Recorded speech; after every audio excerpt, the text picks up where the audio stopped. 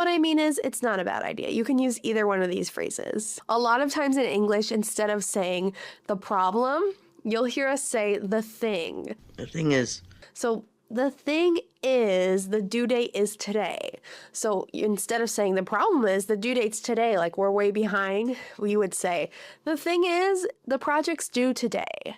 So you're kind of introducing the problem in a softer way here as well.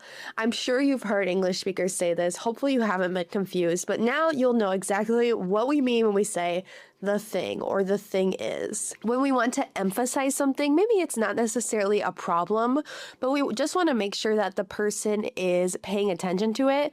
We might tell them, hey, the point is. The point is that the project is due today. The point is we don't have much time left to finish the project. So you're not saying a problem here, you're just kind of emphasizing that due date or that urgency. And of course, you've probably heard the phrase at the end of the day. the end of the day. And a lot of times English speakers just use this to kind of summarize everything, to kind of wrap up what they're talking about.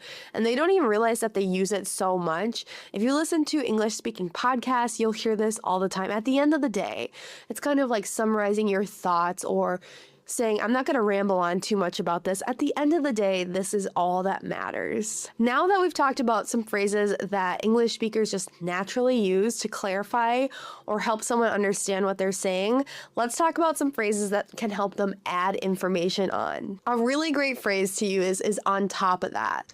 And on top of that, So this phrase is commonly used in a conversation when you're talking about things not really going well or being kind of surprising. So you might be talking with your friend in a situation that had happened. It was really bad. Maybe someone was acting super rude and they're giving examples about how rude they were.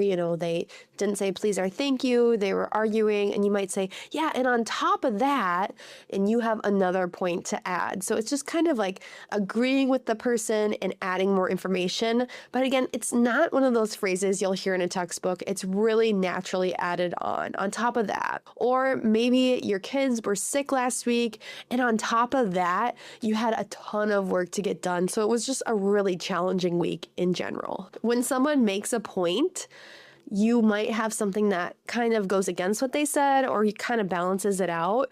Maybe, again, you're talking with that friend and they're saying, oh, this person was so rude. But you might say, that said, they've been having a really challenging week. That said, So you're kind of balancing out, like maybe that's why they weren't in a good mood or they weren't being so nice. That said, they've had a lot of going on lately. Maybe you're talking with your team at work and everyone's kind of complaining about, how they have so much work to do on a project. And you might say, yeah, that being said, I think we can get it done. We're